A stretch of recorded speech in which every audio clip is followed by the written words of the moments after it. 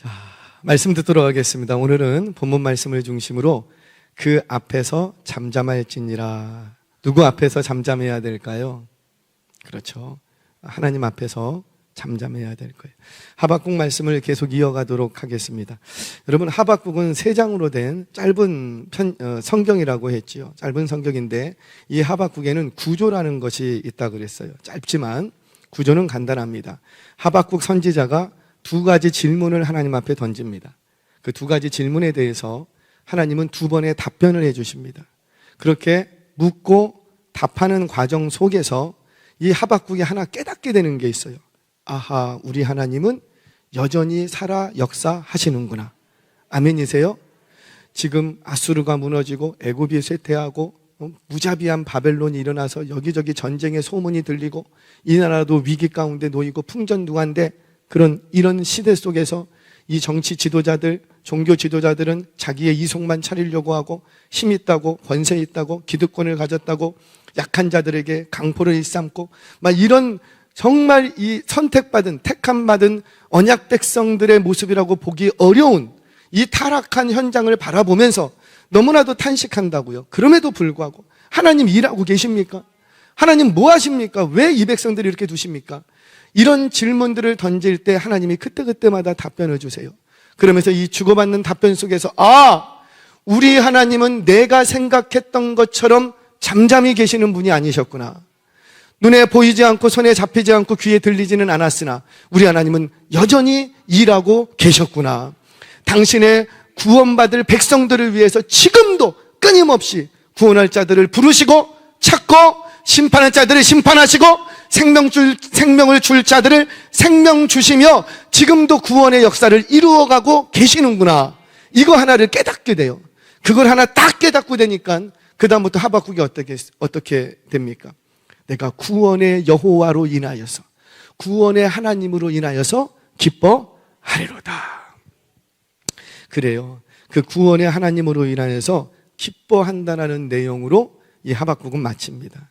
그래서 구조를 보면 2번의 질문과 하나님의 2번의 답변, 그리고 그 속에서 깨닫게 된 이 기쁨을 노래하는 하박국의 모습, 요걸로 이 하박국은 딱 끝나요. 자, 이 속에서 먼저 제가 서론적으로 여러분들하고 얘기 나누고 싶은 것은 우리가 이 하박국 전체의 개관을 통해서 반드시 우리가 좀 기억해야 될 부분이 있다는 거예요. 그게 뭔가?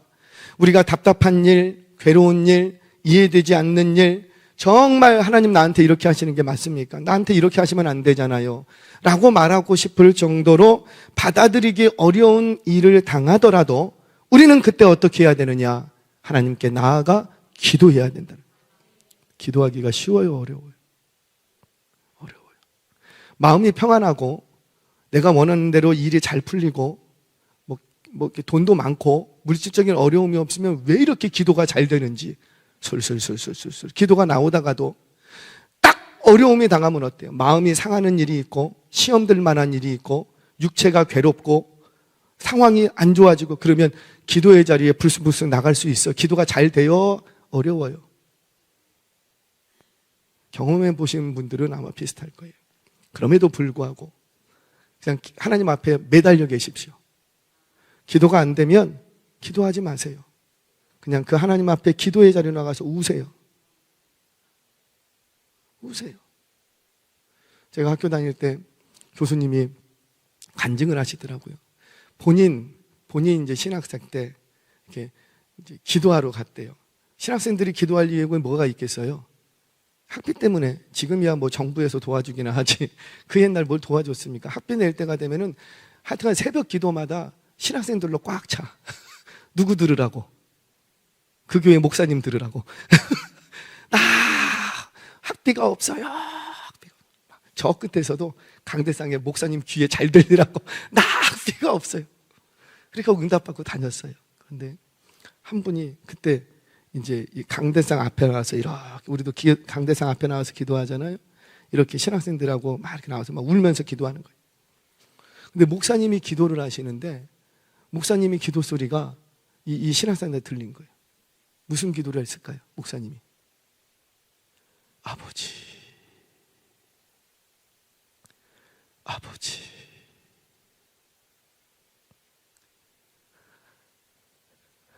아버지. 이 신학생들의 기도를 듣고 있으니까 목사님이 기도할 게 없어. 기도하기가 힘들어. 그러니까 어때요? 그냥 우리가 도와주고 싶지만 내가 못 도와주니까 너무 가슴 답답하고 그냥 가서 야 기도하지 마, 내가 도와줄게, 이러면 얼마나 좋겠냐고. 근데 목사님이 그러지는 못하고 너무 답답하고 힘이 드는 거예요. 마음이 죄가 없지만 마음이 힘든 거예요. 그러니까 목사님이 그냥 강대상에서 앉아갖고 그냥 아무 말도 안 하고 아버지 아시죠? 아버지 아시죠? 그게 기도의 전부였다. 사랑하는 여러분, 우리가 기도가 잘 될 때도 있지만 기도가 참 안 나올 때도 있지요. 그럴 때 기도 안 나온다고 기도의 자리를 훌쩍 떠나지 마시고 그때조차도 기도가 안 나오면 기도를 하지 마세요. 그리고는 그냥 하나님 앞에서 우세요. 우시면 하나님께서 반드시 그 속사정을 다 아시는 하나님이 반드시 그 상황들에서 건져주실 줄 믿으시기를 바랍니다. 자, 그런데 이 속에서 우리가 잊지 말아야 될 것이, 우리가 하나님 앞에 그렇게 답답하고 괴로운 일이 있을 때 매달리는 거예요. 그렇게 하나님 앞에 간구하고 하나님 앞에 엎드려서 기도하는 과정 속에서 뭘 경험하게 되냐면 하나님이 주시는 기쁨과 평안을 경험하게 되는 거예요. 기도하다가 목사님이 내려와서 내가 줄게 이런 말 안 했어도 기도를 한 판 하고 나면 마음이 어때요? 확신이 생겨. 우리 하나님이 어떤 식으로든지 풀어줄 거야. 이번 학기도 넘어가게 해주실 거야. 마음에 누가 나한테 얘기해 주지는 않았는데 기도하니까 마음에서 뭐가 일어나고 기쁨이 일어나고 평강이 일어나는 거예요. 아멘이세요? 여러분, 그것 때문에 기도하는 거예요. 그러니까 문제가 생겨서 내가 기도함으로 응답받으면 좋지요. 근데 응답받고자 기도하는 것이 아니라 기도를 했더니 근데 뭐가 오더라 내 안에? 기쁨과 평안이 오더라는 거예요. 여러분, 세상 사람들이 왜 기도하지 못하죠? 기도해야 된다고 하면서도 왜 기도하지 못하는가?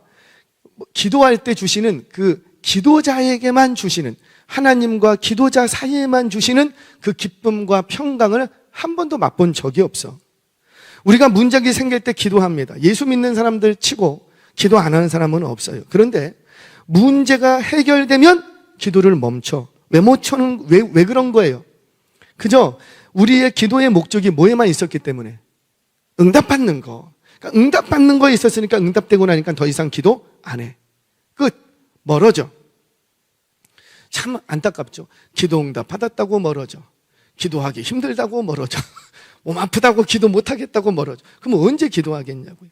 그래서 문제가 생기면 기도하고 문제가 해결이 되면 또 기도의 자리에 안 나타나는 거예요.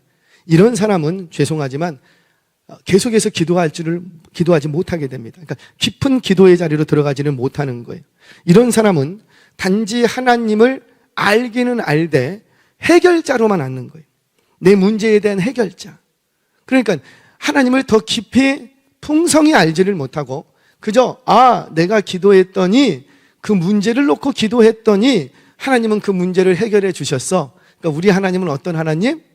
해결해 주시는 하나님, 그렇게만 아는 거예요. 그러니까 어때요? 문제 있을 때 나에게 오셔서 이 문제 해결해 주시고 문제 해결되면 하나님은 어떻게 하시고 계시던 곳으로 가시고 내 삶은 내가 살고, 이제 그런 상황이 계속 반복되더라는 겁니다. 그런데 기도를 계속해서 하는 사람들은 왜 기도하는가? 그들은 문제 해결이 목적이 아니라 문제는 여전히 있지만 그 기도 속에서 누구를 자꾸 알아가는 거예요. 그렇죠. 하나님을 알아가는 거예요. 그 기도 속에서 문제는 해결되지 않았는데 기도하고 있으니까 하나님이 나에게만 주시는 기쁨과 평강을 맛보더라는 거예요. 그것 때문에 기도한다라는 거죠. 그래서 성경은 우리에게 계속 요청합니다. 너희는 아무것도 염려하지 말고 모든 일에 기도와 간구로 너희 구할 것을 감사함으로 아뢰라. 그리하면 모든 지각에 뛰어난 하나님의 평강이 너의 문제를 해결해 주시리라. 이단에 다 넘어갈 사람들은 뭐가 아멘이에요. 실컷 얘기했잖아요. 문제 해결이 목적이다 아니다. 우리 하나님이 나는 문제를 놓고 기도했어요. 문제를 놓고 기도했으면은 응답이 어떻게 와야 돼요? 문제 해결로 와야지. 그런데 아니라니까요. 너희는 아무것도 염려하지 말고 모든 일에 기도와 간구로 너희 구할 거를 감사함으로 아뢰라. 그리하면 모든 지각에 뛰어난 하나님의 평강이 너희의 마음과 생각을 지키시리라. 어디 문제 해결해 준다고 말이 있냐고요. 그러니까 우리 하나님이 문제를 통해서 우리에게 주시고자 하는 것은 너 기도해라.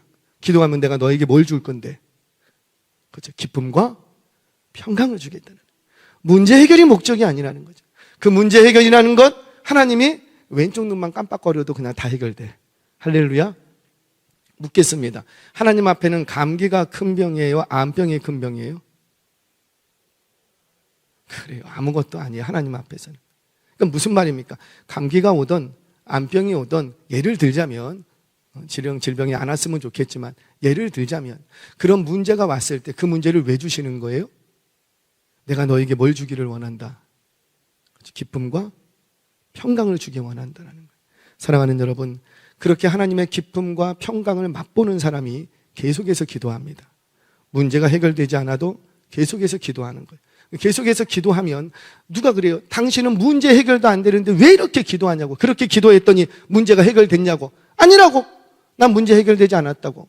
내가 기도하는 이유는 문제가 해결되기 위해서 기도하는 것이 아니라 그렇게 기도했더니 하나님이 나에게 뭘 주시더라? 기쁨과 평강을 주시더라. 기쁨과 평강이 오면 그 문제가 더 이상 문제예요, 문제가 아니에요? 문제가 아니라는 거죠. 예수 안 믿는 남편이 있어요. 나를 그렇게 구박해, 괴롭게. 집에만 들어가면 왼수. 그런데 그 왼수를 놓고 기도를 했어요. 주여, 예수 믿게 해주세요. 그러면 팍팍 예수를 믿어야지. 근데 그래요, 안 그래요? 죄송합니다. 그래요, 안 그래요? 안 그래. 그런데 계속해서 우리가 기도하는 이유가 뭐예요? 그렇게 기도했더니 하나님이 뭘 주시고? 기쁨과 평강을 주시는. 기쁨과 평강을 주시니까 지금 당장 예수 안 믿고 나를 괴롭히지만 집에 들어가 보면 왼수예요, 사랑스러워요. 정직해, 말들을 못해. 그래, 최소한 사랑스럽지는 못해도 이젠 더 이상 왼수는 아니야. 할렐루야. 왜? 내 마음에 뭐가 왔으니까. 그렇죠. 기쁨과 평강이 왔어요. 사랑하는 여러분, 저와 여러분 오늘 이 밤에 기도하실 때 하나님 앞에 많이 질문하십시오. 많이 물으십시오. 그럼 하나님이 음성을 주실 거예요. 그런데 응답받고자 목적을 참지 마시고 하나님이 주시는 기쁨과 평강을 누릴 수 있는 저와 여러분 되시기를 바랍니다. 그러면 문제가 더 이상 문제가 아닌 거예요. 이번 주에 100만 원이 꼭 필요해. 이번 주에 카드값 메꿔야 되는데 100만 원이 꼭 필요해. 어머니 병원비 좀 내야 되는데 병원비가 없어. 퇴원을 시켜야 되는데 100만 원이 꼭 필요해. 기도를 해. 암만 기도해도 100만 원이 안 생겨. 주시면 좋겠지만, 아니 주실 줄로 믿습니다. 주실 수도 있잖아요. 우리 하나님 못하실 게 없는데. 그런데 안 주셔도 내 마음이 불편하지 않으면 그게 문제예요, 문제가 아니에요? 그건 문제가 아니라는 거예요. 그러니까 우리 하나님이 문제를 통해서 뭘 주기 원하시냐면 나를 문제 해결자로만 보지 말고 내가 너에게 뭘 주는 존재라 기쁨과 평강을 주는 하나님이다. 저와 여러분 오늘 이 밤에 기도할 때 이런 경험들이 있으시길 주의 이름으로 축원합니다. 자, 오늘은 하박국의 두 번째 질문에 대한 하나님의 두 번째 답변이 이어지는 내용입니다. 오늘 새벽부터 계속해서 같은 말씀을 듣고 있는데 새벽에 말씀을 들었던 분들은 기억하실 거예요. 하박국이 했던 두 번째 질문이 뭐였죠? 왜 이토록 무자비한 바벨론을 사용하셔서 덜 악한 유다를 심판하십니까? 그 얘기예요. 그러니까 선하신 하나님께서 악한 자를 심판하시려면 뭘 들어서 악한 자를 심판하시고 좀 의로운 자를 들어서 악한 자를 심판하시면 이게 말이 되죠. 예를 들어서 못된 아들이 있어, 못된 사람이 있어. 그럼 못된 사람을 못된 사람이 꾸짖어야 돼요? 아니면 선한 사람이 꾸짖어야 돼요? 너 그렇게 살면 돼? 엄마가 아빠가 자녀에게 꾸지람을 줄 때 똑같이 살면서 꾸지람 주면은 이거 돼요, 안 돼요? 안 되잖아요. 내가 인생을 살아봤는데 나는 그렇게 안 살았어. 얘야, 아빠가 엄마가 인생을 살아보니까 인생을 그렇게 사는 게 아니야. 그러니까 나는 그 부분에 대해서 선해야 악한 자, 잘못한 자를 꾸짖을 수가 있지. 그게 정상 아니에요? 그런데 하박국이 질문하는 건 뭐냐면, 아니 어떻게 저 무자비한 바벨론, 저 무자비한 악하기 악한 저렇게 악한 종자를 본 적이 없어. 너무도 악해. 그런 너무도 악한 이 바벨론을 들어서 덜 악한 유다 백성들을 심판할 수 있습니까? 이게 말이 됩니까? 라고 질문을 했던 거예요.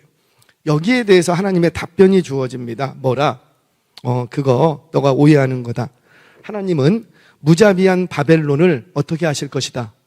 심판할 거라는 거예요. 심판할 거예요. 무슨 말이에요?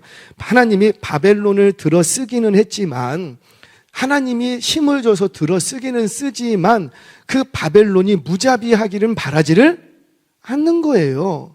그 하나님이 주신 힘을 가지고 얼마든지 하나님의 허용 안에서 선하게 심판할 수도 있건만, 무자비할 정도로 자비와 군율이 싹 없어진 공포 그 자체로 하나님의 심판의 도구로 쓰는 건 하나님이 원하시는 게 아니었던 거예요. 그러니까 바벨론은 하나님이 힘을 주셔서 하나님의 손에 쓰임 받지만 그의 악함 때문에, 그의 교만함 때문에 그도 역시 뭐 된다고요?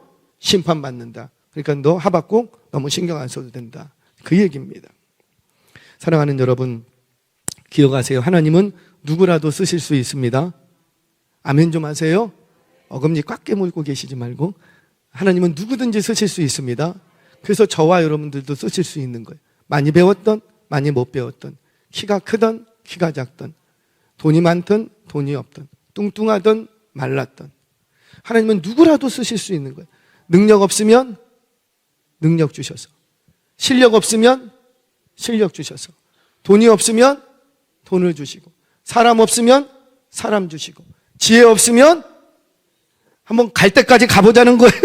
지혜 없으면 지혜 주시고. 그래요. 우리 하나님은 누구라도 쓰실 수 있는 거예요. 누구라도. 그러나 하나님이 힘 주시고 능력 주셔서 쓰실 때 너의 그 악함으로 인하여서 너는 망할 필요가 없다라는 거죠. 사랑하는 여러분, 저와 여러분들 하나님이 쓰시고자 하실 때 선한 도구로 쓰임받는 저와 여러분 되시기를 바랍니다. 그러려면 겸손하게 하나님의 선하심만 드러내면 되는 거예요. 자, 이것이 새벽에 주셨던 말씀이었습니다. 자, 오늘은 이 시간에는 그렇다면 이 바벨론이 심판을 당하는데 그 심판을 당하는 구체적인 이유 3가지가 오늘 본문에 등장합니다. 그 구체적인 이유 3가지를 오늘 발견하고 저와 여러분들의 인생 속에서 그 3가지를 반드시 끊어내는 은혜가 있기를 주의 이름으로 축원합니다. 왜? 이 3가지를 끊어내면 우리는 바벨론과 같이 심판당하지 않을 거라는, 이 3가지만 기억하시면 3가지. 첫 번째, 왜 이들이 심판당하는가? 구체적인 이유, 그 첫 번째, 바로 하나님의 영광을 인정하지 않았기 때문에. 누구의 영광을 인정하지 않았다고요? 한마디로 하나님이 힘 주셔서 일이 잘 되니까는 누가 잘나서 이렇게 된 걸로 알고, 지가 잘나서 그런 줄 아는 거예요. 지가 능력이 있어서. 아니라는 거예요. 하나님의 영광을 인정하지 않았기 때문이에요. 자, 설명하겠습니다. 우리 13절, 14절 말씀 같이 한번 봅니다. 시작. 민족들이 불탈 것으로 수고하는 것과 나라들이 헛된 일로 피곤하게 되는 것은 만군의 여호와로께로 말미암음이 아니냐. 이는 물이 바다를 덮음같이 여호와의 인정하는 것이 세상에 가득함이니라. 아멘. 자, 자막 잠깐만 띄워놔 주세요. 자, 여기서 여호와의 영광을 인정하는 것이라는 말은 무슨 말이냐면 하나님의 주권적인 통치를 인정해야 된다, 그 얘기예요. 다른 걸 얘기하는 게 아니라 하나님의 주권적인 다스리심, 하나님의 역사하심, 한 나라를 하나님의 뜻에 따라서 일으키기도 하시고 무너뜨리기도 하시는 그 하나님의 주권적인 통치를 너가 인정하라는 거예요. 자, 우리 성경 보겠습니다. 욥기 1장 21절 말씀 같이 한번 봅니다. 시작. 이르되 내가 모태에서 알몸으로 나왔사온즉 또한 알몸이 그리로 돌아올지라. 주신 이도 여호와시요 거두시는 이도 여호와시오니 여호와의 이름이 찬송을 받으실지니이다 하고. 아멘. 누구의 고백이었지요? 욥의 고백이었죠. 욥의 고통 중에 있을 때 욥의 고백이었어요. 뭘 지금 인정한 거예요? 내게 주신 분도 누구라? 하나님. 내게서 걷어가실 수 있는 분도 누구라? 하나님. 왜? 그걸 누가 주셨으니까? 하나님. 하나님의 주권적인 섭리와 통치를 인정하셨어요. 주시는 것도 하나님, 그럼 가져가실 분도 하나님이시라는 거죠. 자, 두 번째로 로마서 11장 36절도 한번 봅니다. 시작. 이는 만물이 주에게서 나오고 주로 말미암고 주에게로 돌아감이라. 그에게 영광이 세세에 있을지어다. 아멘. 누가 하나님께 영광을 돌릴 수가 있는가? 모든 만물이 누구 거? 그렇죠. 하나님의 것이라는 거예요. 만물의 주관자 되시는 하나님을 인정하라는 거예요. 이거 인정하지 않으면 너 실컷 쓰임 받고도 이제 심판당하는 거 만다라는 거죠. 여러분 한번 생각해 보세요. 인류의 역사가 그렇지 않습니까? 내가 공들여서 탑을 쌓았어요. 나는 수십 년, 수백 년 걸쳐서 공들여서 쌓았을지라도 하나님은 그거 한순간에 무너뜨립니다. 아멘이세요? 그랬던 적이 있죠. 언제였어요? 바벨탑 사건. 13절 다시 한번 오늘 본문 13절 한번 띄워자 주시겠습니까? 13절 14절 그 본문을 13절 14절 13절 14절 자막으로 드렸죠. 자막 요거 말고 예 고맙습니다. 자 지금 뭐라고 얘기하냐면 만물이 불탈 것으로 수고하는 것과 무슨 말이에요? 만물이 아무리 한순간에 사라질 것들을 위해서 수고하고 있다라는 거죠. 그 수고가 의미가 없는 것은 아닌데 다만 그렇게 너가 수고했을지라도 한번 불이 타면 홀라당 다 타고 없어져 버리고 만다라는 거예요. 이거 누가 이렇게 하실 수 있다? 하나님이 하신다라는 거예요. 또 뭐라고 말합니까? 나라들이 개인이 아니고 나라들이 헛된 일로 피곤하게 되는 것이 요즘 정치하는 것들 보면 참 피곤하게 하지 않습니까? 도로를 깠다가 다시 깔았다가 다시 파헤쳤다가 뭐 하는지 모르겠어요. 여러분 뭘 얘기하는 거예요? 우리가 뭔가 이루고 싶은 것이 있어서 얼마나 수고하면서 일구어냈냐고요. 그런데 그거 한순간에 하나님이 바람의 겨와 같이 날려버릴 수도 있는 거예요. 그러니까 모든 것이 다 누구 손에 있더라? 하나님의 손에 있더라. 여러분 제가 최근에 SNS를 통해서 영상 하나를 봤어요. 뉴스를. 최근에 그 중국 광저우에 토네이도 일어난 거 혹시 소식 들으셨어요? 광저우로 하면은 굉장히 대도시, 큰 도시, 화려한 도시 아닙니까? 그런데 바람이 불었다고요. 몇 분 불었냐? 4분. 딱 4분 불었어요. 4분. 다른 게 아니고 바람이 불었을 뿐이에요. 폭탄이 떨어졌는가? 테러가 일어났는가? 지진이 일어났는가? 전쟁이 일어난 거 아니라고요. 그냥 바람만 4분 불었을 뿐인데 모든 철제 건물이 다 날아갔고요. 건물이 그냥 없어져 버렸어요. 그 화려했던 도시가 그 4분 바람 불고 싹 지나갔더니 완전히 도시가 폐허가 되고 말았어요. 폐허가 되고. 이거 뭘 보여줍니까? 하나님은 그렇게 하실 수 있는 능력이 있으신 분이라는 거예요. 바벨론이 아수르와 애굽을 격파하고 고대 근동의 패권을 잡게 됩니다. 힘을 가지게 되죠. 그런데 실제로 그 무자비한 강대한 나라 바벨론, 고대 근동의 주인 행사를 하고 있었던 바벨론이 고작 1000년 만년 갈 줄 알았더니 80년 고작 80년 가고 나라가 끝나버립니다. 그 무자비했던 나라, 강대했던 나라, 그 앞에서 아무도 고개를 들지 못했다고요. 고대 근동이라면 메소포타미아부터 아프리카까지라 얘기합니다. 그 넓은 지역에 패권을 다 잡았어요. 그러면 이 땅 이 제국이 한 최소한 몇백 년은 가야 되는 거 아니에요? 그런데 고작 80년. 왜 그랬는가? 세상의 주인이 따로 있다라는 거죠. 역사를 움직여 가시는 분이 따로 있다라는 거예요. 그게 누구라? 하나님. 그 하나님의 주권적인 역사를 온 세상이 인정하게 될 것이다. 사랑하는 여러분, 그 확실한 하나님의 통치와 주권을 인정하지 않고 거부하면 그도 역시 하나님 앞에 아무리 쓰임 받았을지라도 심판당하고 만다라는 거예요. 내게 행하신 모든 사건이 내게 합당한 것임을 인정하고 지금도 살아계셔서 세상 만물을 통치하시고 다스리시는 세상의 역사의 주관 되시는 그 여호와 하나님의 영광을 인정하는 저와 여러분 되셔서 그날의 심판을 피하는 저와 여러분 되시기를 주의 이름으로 축원합니다. 첫 번째, 왜 심판당했는가? 하나님의 영광을 인정하지 않았기 때문에. 자, 두 번째, 왜 심판당했는가? 하나님이 주신 힘을 가지고 이웃에게 강포를 행했기 때문에. 강포. 자, 성경 보겠습니다. 우리 17절 같이 읽겠습니다. 시작. 이는 레바논에 강포를 행한 것과 짐승을 죽인 것, 곧 사람의 피를 흘리며 땅과 성읍과 그 안의 모든 주민에게 강포를 행한 것이 내게로 돌아오리라. 아멘. 그 하박국서에서는 악한 자들을 향해서 유독 자주 등장하는 단어가 뭐냐면 강포라는 단어예요. 강포. 그러니까 하박국이 보는 시각에서는 악한 자 이꼬르 뭐하고 그런 사람? 강포. 그러니까 강포가 악한 자들의 표지와 같은 것이었던 거지요. 이 강포라는 단어는 하마스라는 단어입니다. 이 단어의 어원적인 의미를 들여다보면 폭력을 가지고 하나님의 질서를 고의로 무너뜨리려고 하는 것. 뭘 가지고?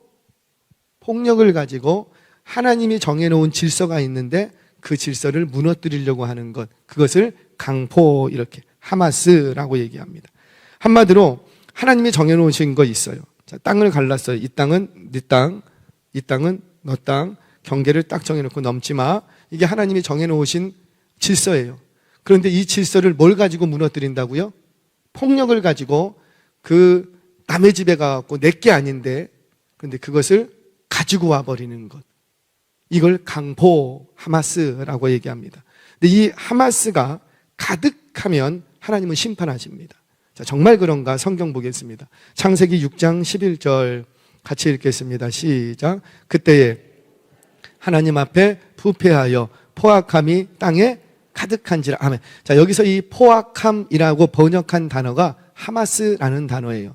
그래서 이전 한글 성경에서는 강포가 가득했다라고 번역을 했어요. 근데 개역 개정으로 돌아오면서 포악함이라고 다시 번역을 했어요. 자, 또 한 군데 보겠습니다. 이렇게 강포가 가득했다. 그러면 이어지는 창세기 6장 13절 어떤 일이 벌어지는가 같이 읽습니다. 시작. 하나님이 노아에게 이르시되 모든 혈육 있는 자의 포악함이 땅에 가득함으로 그 끝날이 내 앞에 이르렀으니 내가 그들을 땅과 함께 멸하리라. 아멘. 자, 잠깐만 띄어놔 주세요. 자, 여기서도 지금 뭐라고 하냐면 포악함이라는 단어가 하마스, 강포라는 단어예요. 그러니까 그 강포가 땅에 가득하니까 하나님이 뭘 준비하시는 거예요? 심판, 노아의 홍수 심판, 그 준비하시는 거예요. 그래서 강포가 이 땅에 가득하니까 내가 하나님이 어떻게 하겠다? 그들을 뭐와 함께?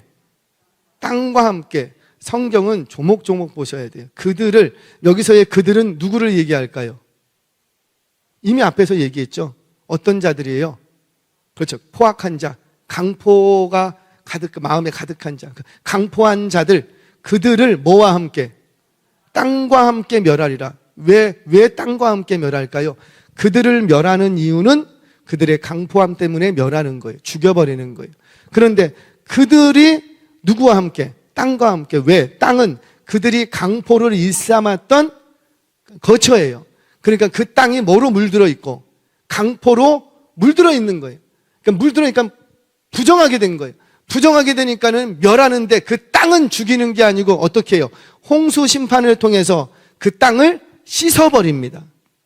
죄를 부정한 것을 정결케 씻어버리는 거예요. 그래서 물로 씻어버리니까는 나중에 그 땅은 어떻게 돼요? 다시 재사용하잖아요. 왜? 이제는 뭐가 없어졌으니까? 강포가 없어졌기 때문에. 사랑하는 여러분 기억하세요. 강포가 가득하면 뭐가 온다? 심판이 온다. 심판이 온다. 내 것이 아닌데, 자신의 것이 아닌데 자신의 것으로 삼으려고 하는 그 자체가 죄악이지요. 그 자체가. 자, 성경 봅니다. 출애굽기 20장 17절 같이 읽겠습니다. 시작. 내 이웃의 집을 탐내지 말라. 내 이웃의 아내나 그의 남종이나 그의 여종이나 그의 소나 그의 낙이나 물은 내 이웃의 소유를 탐내지 말라. 10계명으로 규정하셨어요. 그러니까 하나님이 정해 주신 분복이 있는데, 분량이 있는데 그 경계 이상으로 넘보면 그것 자체가 죄악인 거예요. 왜냐하면 이것은 하나님이 정해놓으신 질서를 무너뜨리려고 하는 시도이기 때문입니다. 내 것이 아닌데, 너에게 준 것이 아닌데, 너에게 준 것이 아닌데 네 것으로 삼으려고 하는 자체가 하나님이 정하신 질서를 무너뜨리려고 하는 거예요. 그런데 여기에 폭력을 사용한다? 이건 더 큰 죄악이라는 거죠. 마태복음 26장 52절 예수님이 이렇게 말씀하십니다. 같이 읽습니다. 시작. 이에 예수께서 이르시되 내 칼을 도로 칼집에 꽂으라. 칼을 가지는 자는 다 칼로 망하느니라. 아멘. 그래요. 뭔가 내게 이익을 있어서 그 이익을 채우기 위해서 타인을 향하여서 칼을 드는 건 자신이 망하는 길이라는 거죠. 저는 물론 압니다. 저와 여러분들 지금 오늘 이 자리에 계신 분들 중에서 이 설교를 지금 온라인으로 듣고 계시는 모든 분들이 오늘 이 하박국이 말하는 강포를 일삼는 사람은 있어요, 없어요?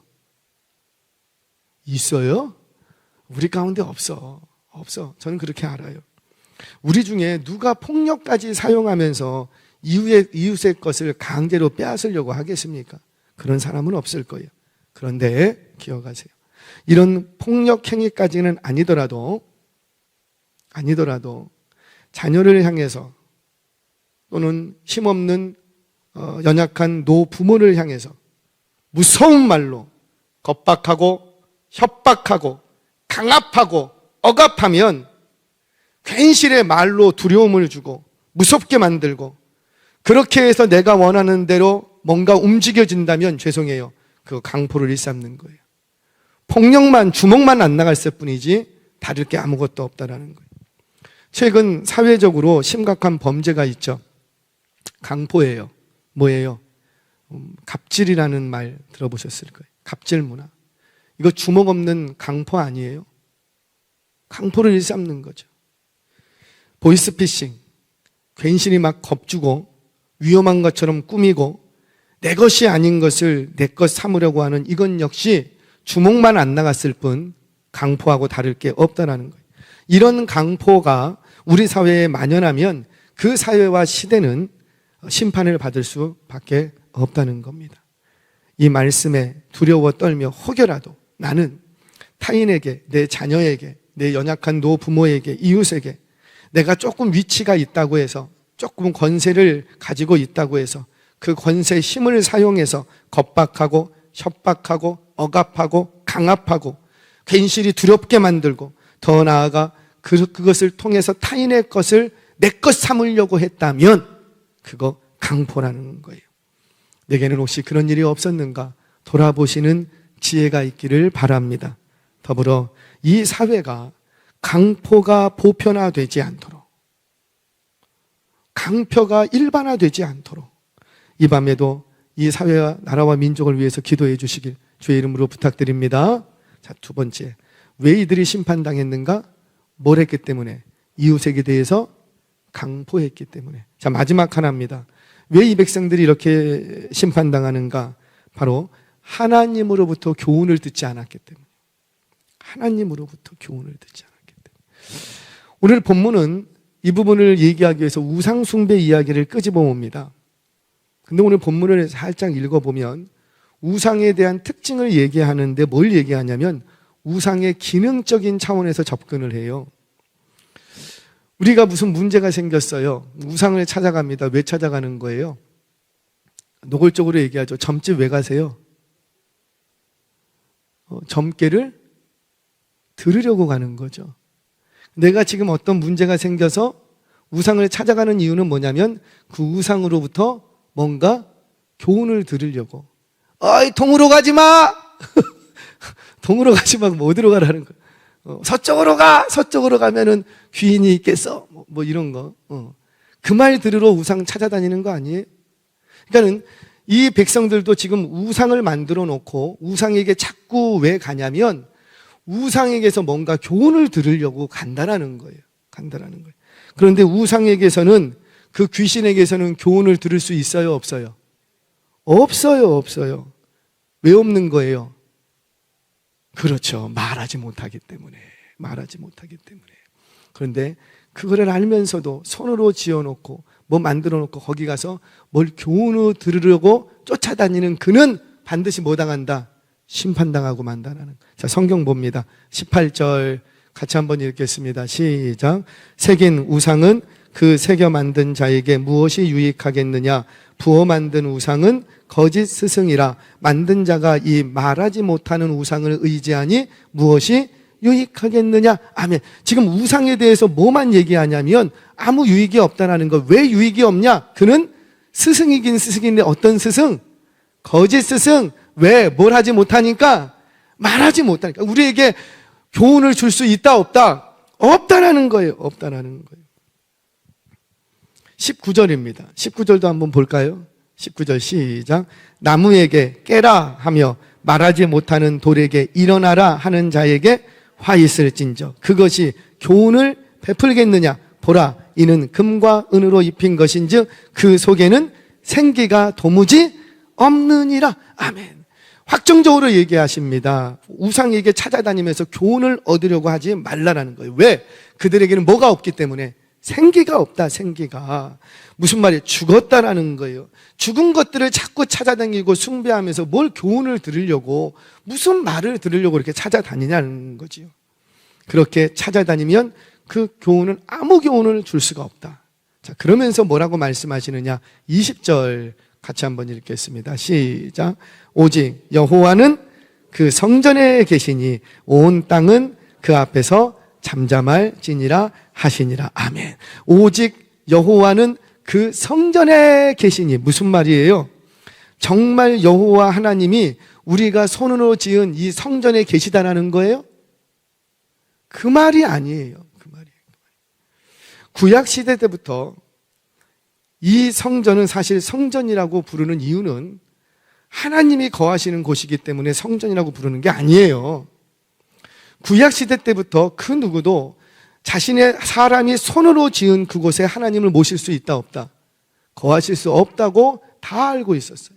그런데 언제부턴가 한국교회 안에서 언제부턴가 여기는 성전이라고 하면서 여기는 하나님이 계시다고, 하나님이 계신 전에, 그 말이 틀린 말은 아니에요. 왜? 우리 하나님은 안 계신 곳이 있어요 없어요? 그렇죠. 여기도 계시고 저기도 계시고 다른 데도 다 계셔. 그런데 여기만 성전이라고 하면은 그 말 속에는 뭐가 있는 거예요? 여기만 하나님이 계시고 다른 곳에 안 계시다라는 거예요. 그래서 그 말은 사실 옳은 말이 아니에요.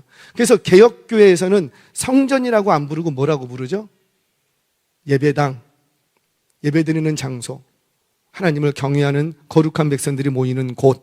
그러니까 장소적인 의미만 있는 것이지, 거점의 의미만 있는 것이지, 이곳에 하나님이 계시기 때문에 이곳을 성전이라고 부르는 건 아니라는 거예요. 자, 성경 보겠습니다. 열왕기상 8장 27절 같이 읽겠습니다. 시작. 하나님이 참으로 땅에 거하시리이까 하늘과 하늘들의 하늘이라도 주를 용납하지 못하겠거든 하물며 내가 건축한 이 성전이오리이까. 아멘. 지금 솔로몬이 그 솔로몬 성전을 완공하고 완공식에서 기도를 합니다. 그런데 봉헌하면서 기도를 하는데 뭐라고 기도를 하는 거예요? 하나님이 참으로 손으로 만든 이곳에 계시겠습니까? 이곳에 계신다 안 계신다? 안 계신다. 이곳에 가둘 수 있다 없다? 가둘 수 없다라는 거예요. 왜? 하나님은 계시지 않는 곳이 없는데 굳이 계신 곳을 찾자면 어디에 계시고? 하늘을 보좌 삼으시고. 우리는 어디 계시고 하면은 마음에. 아니에요. 하나님은 굳이 어디 계시고? 하늘을 보좌 삼으시고. 이 땅은 다 하늘 아래에 있습니다. 아멘이세요? 하늘을 보좌 삼으시고 이 땅을 발판 삼으시고 그리고 좌정하신 분이 하나님이시라는 거예요. 그러니까 하나님은 하나님의 눈길과 하나님의 그늘을 피할 수 있는 존재가 있다 없다? 없는 거죠. 계시지 않은 곳이 없는 거예요. 그런데 그럼에도 불구하고 왜 이 성전에 계시다고 말하는가? 왜 그런 거예요? 자, 성경 봅니다. 열왕기상 8장 28절 29절 같이 읽겠습니다. 시작. 그러나 내 하나님 여호와여 주의 종의 기도와 간구를 돌아보시며 이 종이 오늘 주 앞에서 부르짖음과 비는 기도를 들으시옵소서. 주께서 전에 말씀하시기를 내 이름이 거기 있으리라 하신 곳 이 성전을 향하여 주의 눈이 주야로 보시오며 주의 종이 이곳을 향하여 비는 기도를 들으시옵소서. 아멘. 자, 잠깐만 떼어놔 주세요. 왜 이곳이 성전인가? 왜 그래요? 하나님이 여기에만 계셔서 성전이 아니라 이곳을 누구의 이름이 여기에 올려져 있고 내 이름이 거기 있으리라. 그러니까 성전을 바라보면 누가 기억나고? 하나님이 기억나고. 아멘이세요? 그러니까 하나님의 이름이 있는 곳 플러스 그곳에서 기도하면 하나님은 어디에서 들으시고? 하늘에서 들으시고. 혹여나 내가 여기서 기도 못하고 저 이방 땅에 포로로 끌려갔어. 그러면 그 포로로 끌려간 땅에서 어디를 향하여 기도하면? 하나님의 이름이 있는 그곳, 하나님의 이름을 기념 삼은 그곳을 향하여서 내가 기도하면 하나님은 어디서 들으시고? 하늘에서 들으시고. 왜? 하나님의 보좌가 어딘데? 하늘에서 들으시고. 그런 의미에서 성전에 계시다라는 의미이지, 진짜 하나님이 이곳에만 계시는 것은 아니라는 거예요. 그래서 어떤 누구라도 이 하나님의 이름이 기념되어 있는 이곳에서 기도하든지, 멀리 타국에 가서 이곳에 올 수 없을 때 이곳에 향해서 기도하면 하나님은 하늘에서 들으시고 응답하신다는. 그래서 다니엘은 어린 시절부터 포로로 끌려간 이방 땅에서 70년이 차도록 예루살렘을 향해서 기도했던 이유가 바로 이것 아니겠냐고요. 결국 성전에 계시다라는 말은 뭐예요? 우리 하나님은 살아계셔서 우리의 간구와 기도를 다 보고 듣고 알고 계신 하나님이라는 거예요. 그래서 우리 하나님은 우리에게 넉넉히 교훈을 줄 수 있는 하나님이시라는 거예요. 오늘 이 저녁 그 살아계신 하나님 앞에 나아가 하나님의 교훈에 잠잠히 귀를 기울일 수 있는 저와 여러분 되시기를 주의 이름으로 축원합니다. 왜 이 바벨론이 하나님 앞에 실컷 이 쓰임받고 심판당할 수밖에 없었는가? 하나님의 교훈에 귀를 막어 하나님의 교훈을 안 듣는 거예요. 사랑하는 여러분, 우리 은혜교회 모든 교우 여러분, 제가 이렇게 예배드리고 이렇게 나가면 목사님 은혜 많이 받았습니다, 이런 말을 종종 들어요. 들어요. 너무 감사하고 기뻐요. 거기서 끝이에요. 저한테 그렇게 얘기하셔도 그냥 너무 고맙고 감사해요. 그걸로 끝이에요.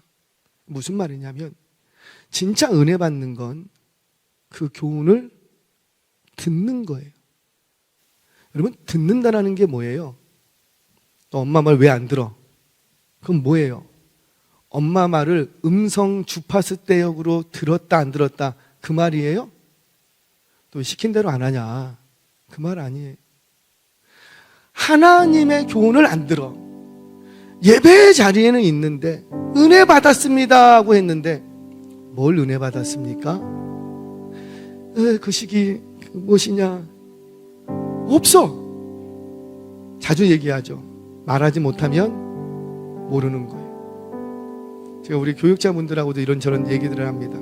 그럼 반드시 확인합니다. 고맙습니다. 그럼 뭐가 고마워요? 감사합니다. 뭐가 감사하지요? 당신의 말로 정리해 보시라는 거예요. 그게 없으면 모르는 거예요. 저는 우리 은혜교우 모든 성도님들이 하나님의 교훈에 귀가 열려있는 성도들 되시기를 바랍니다. 누구에게로도 종말은 오죠. 개인적인 종말이 오고 시대적인 종말이 오고, 그 심판이라는 말로 바꿔볼게요. 누구에게나 다 심판이 옵니다. 개인적인 심판도 오고 세기 말의 심판도 오고. 그런데 세기 말의 심판은 정한 그때 올 거예요. 그런데 개인적인 심판은 언제 올지 몰라. 때로는 물질로 오기도 하고 하루에 2번, 3번씩 오기도 하고, 하나님이 어떻게 나를 심판할지 우리 다 몰라. 그런데 그때에 내가 왜 심판당하는가를 돌아보라는 거죠. 그리고는 그것을 교훈 삼고 다시는 그 심판을 당하지 말아야지. 혹시 나는 하나님의 주권적인 역사심을 부정하고 있지는 않았는지, 하나님이 조금 힘을 주셨더니 그 힘이 내 것 양 하나님의 것이었는데 그게 내 마음대로 쓰지는 않았는지 오늘 이 저녁에 돌아보시기를 바랍니다. 혹여나 타인에 대하여서 내 것이 아닌데 내 것 삼으려고 했던 적은 없는지 돌아보시기를 바랍니다. 혹여나 하나님께 나아가야 물어야 될 내가 세상을 쫓아다니며 세상으로부터 교훈을 얻으려고 하지는 않았는지 돌아보시기를 바랍니다. 오늘 이 저녁, 오늘 기도의 자리에서 다시 한번 하나님 앞에 나아가 기도하며 하나님으로부터 교훈을 얻고 그 교훈을 붙들고 승리해가는 저와 여러분 되시길 주의 이름으로 축원합니다.